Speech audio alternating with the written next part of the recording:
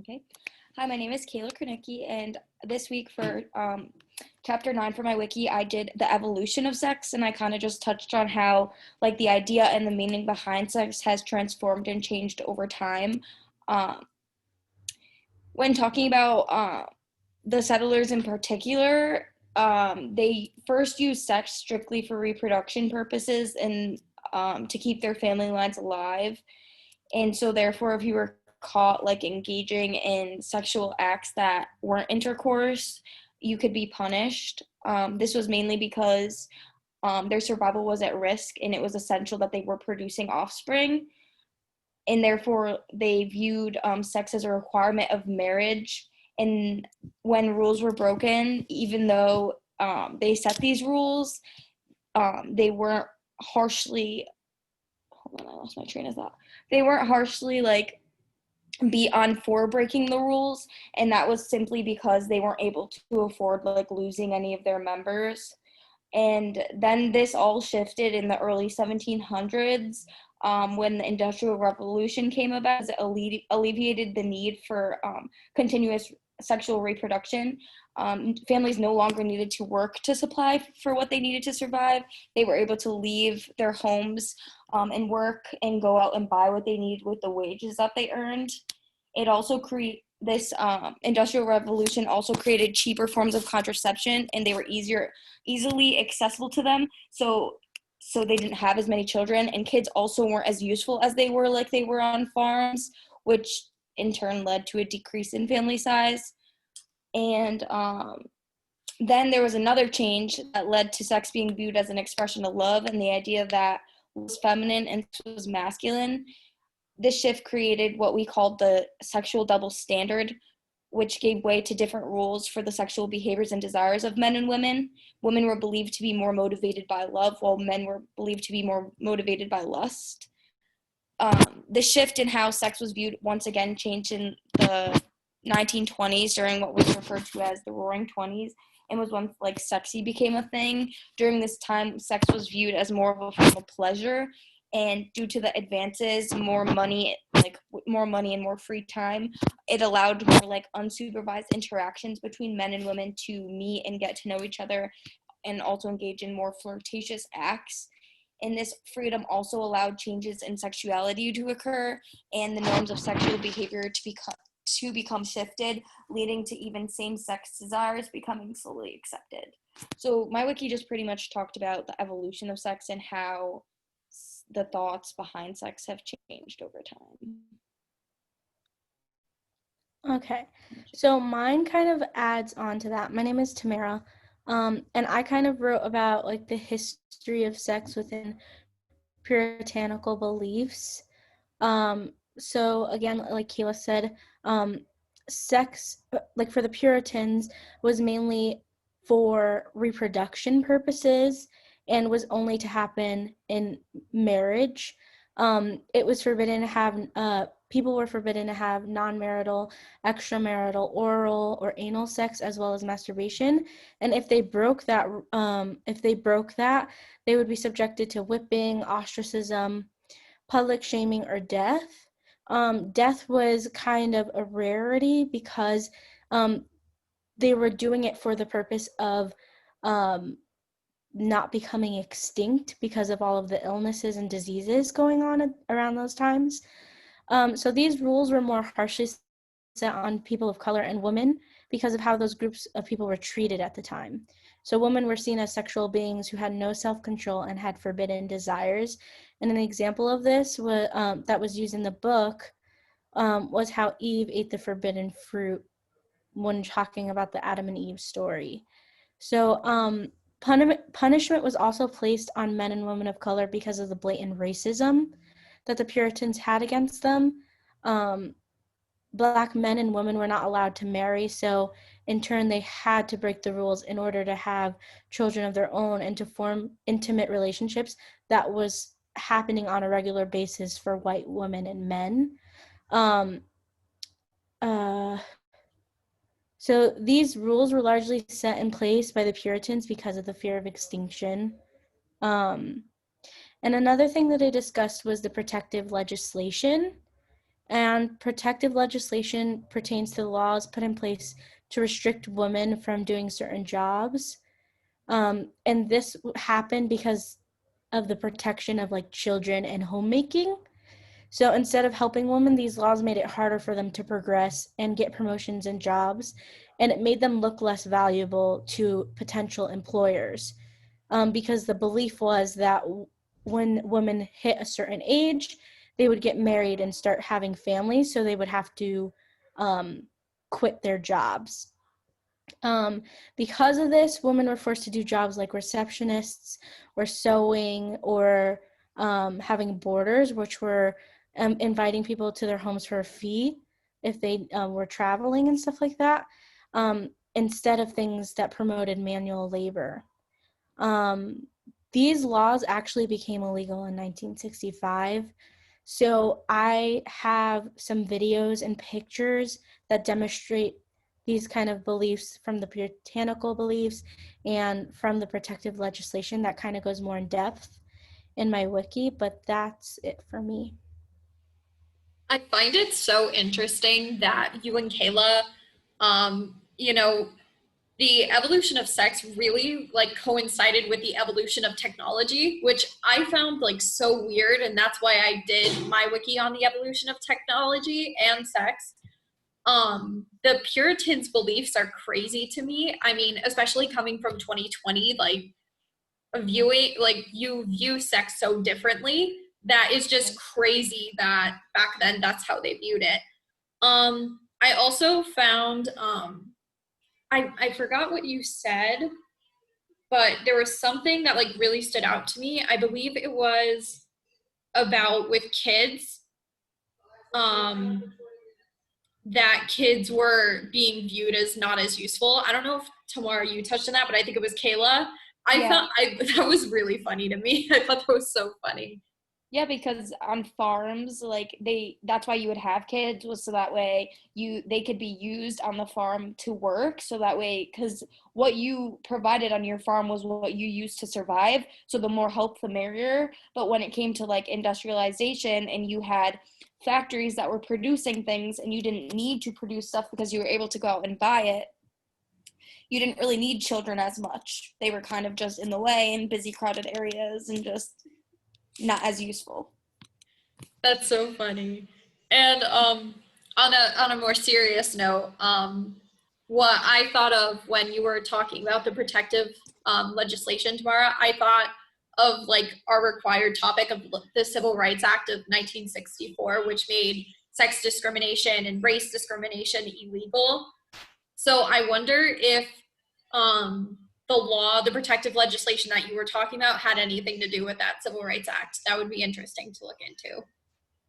Yeah, I know that like because of the protective legislation, it kind of like made the feminist movement really big because women were becoming enraged that it was harder for them to become like breadwinners or to get certain jobs that they would have had prior or would have had the chance to, just because of the like gender norm or the norms of the time where women had to stay home and like take care of children. So they hid the discrimination by saying it was to protect children, and protect the like homemaking life, when really it was just to set back women.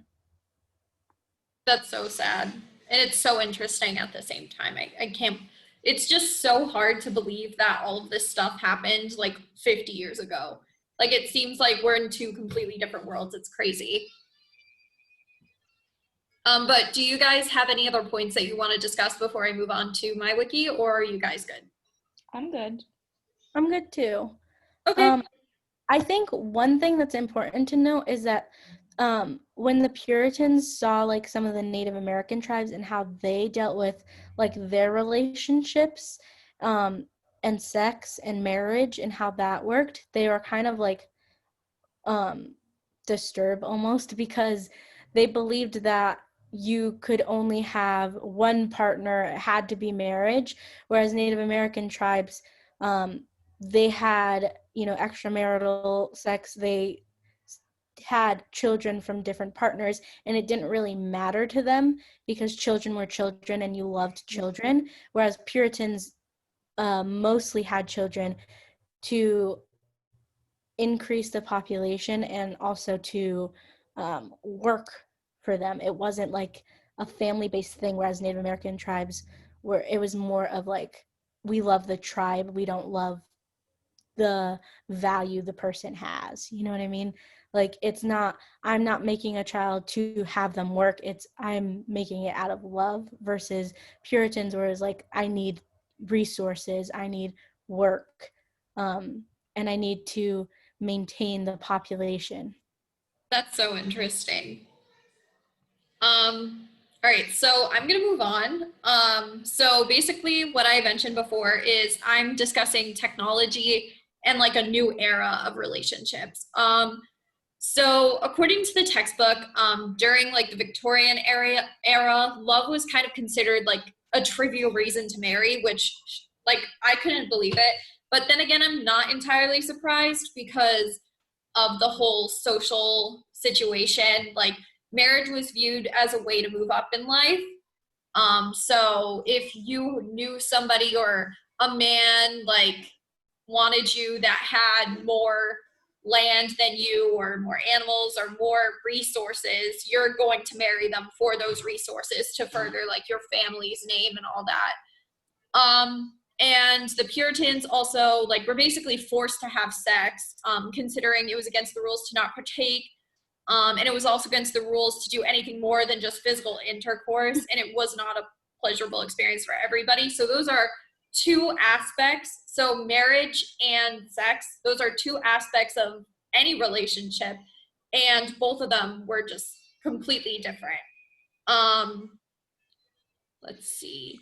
And I also noticed that both of those types of ideals of a relationship has changed with the evolution of new technology. So as technology got more advanced, things were viewed differently. And, you know, due to our new technology, you know, our cell phones that I'm looking at my Google Doc on, it has changed relationships so much. Now, like, if I wanted to, I could sit there and call somebody from Japan and have a 3 hour long conversation with them, or I can video chat them and we could talk. This leads to the development of new relationships that nobody could have seen coming for hundreds of years. I mean, I could sit there and talk to someone, like I said, from Japan, and that will lead to a relationship. If you have people connected, no matter what platform, you're going to see relationships. Like, and it leads to shows like 90 Day Fiance, although that's extremely dramatized. You know, things like that happened. The fiance visa exists for a reason. People fall in love online and people live in different countries. Unfortunately, there are some negatives with this new found technology. I spoke about catfishing in my wiki, because it's definitely happened to a lot of people that I know, including myself. I did get catfished, and it was horrible. But the thing is that you know, people are now pretending to be somebody else that they're not, and then creating relationships, and then you find out that they're not. Good thing mine, I only spoke to them for a day and then I realized they were a catfish. But I know other people that didn't realize that and got pretty brokenhearted. So that's one of the negatives that comes from it. But overall, the positives of technology are so much greater, because now, and also I discussed in my wiki, I think now that technology like fostered some of the change that we see in the marriage and relationships because of the processes of new ideas, and the way that we could share new ideas. So for example, factories were created. You could create new things much faster. So the need for kids were, you know, kind of lessened. So sex was starting to change because of that. You know, it's the spread of new ideas and new technologies that kind of cause all this. And then I also did talk about how with technology comes another negative, which is the um, expectations of relationships are not as realistic as they were before, because you didn't have Photoshop, you didn't have all those types of things that make women look so fake.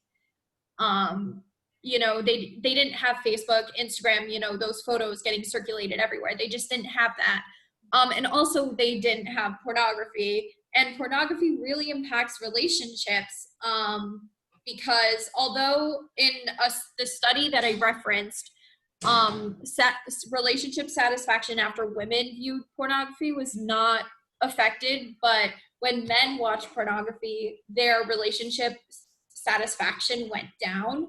So that is a negative thing with technology that affected sex, is that pornography gives unrealistic expectations and unrealistic situations for sex, and that does make some of the satisfaction with the sex that they can get in reality lower. But again, we have changed so much and we've come so far that, like, honestly, we should be proud of ourselves. Within the past, like, 100 years, we've changed so much. So yeah, that's basically what I discussed in my wiki.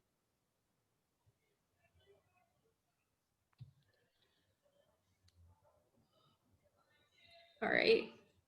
How's it now? Okay. So I think it's really cool how you said that technology, like with technology, you could be talking to somebody all the way in Japan, like for 3 hours, because like, especially with Puritan settlers in particular, I don't think like during this time period, their beliefs would have sticked just because of the temptation factor to have non-marital like sex, and not only sex, but just sexual acts in general, and just the amount of opposite sex that's available or same sex that's available. Like, it's becoming such like a not reproductive thing, like it's not seen as reproduction. So like I just think their views may have been different in this time period versus then.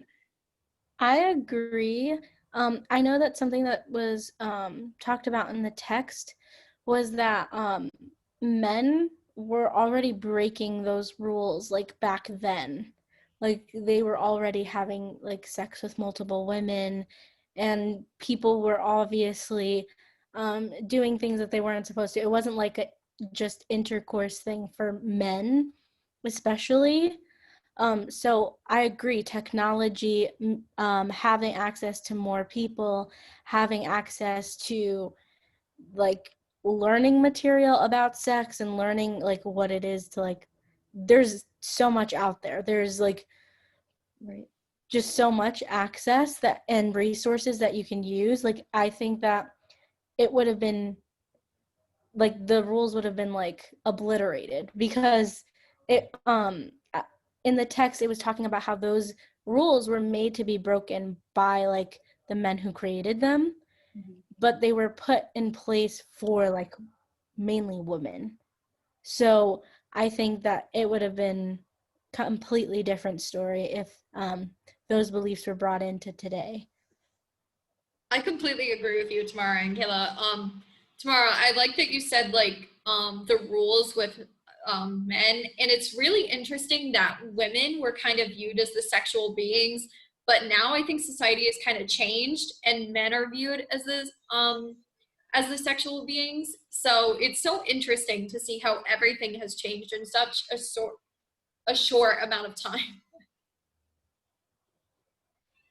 I think it's also cool how our views on like marriage and like relationships have changed so much too, because like back then the only reason for you to get out of a marriage is if you weren't able to like have a child with the person that you married. Like that was seen as the only reason for you to do that, whereas now it's like some people take really long to get married, some people don't get married at all, some people don't believe in marriage and just have relationships, some people don't want relationships. And so there's so many different aspects to relationships and how it's viewed now. So it's really cool to see that like shift in how people interact with each other and what that means for the individual partnership. Absolutely, I completely agree with you. Me too. Also, I don't know if I introduced myself, but like I'm Joaquina. I think I may have forgotten to do that at the beginning of my wiki. But anyways, I think that's it. Thank you.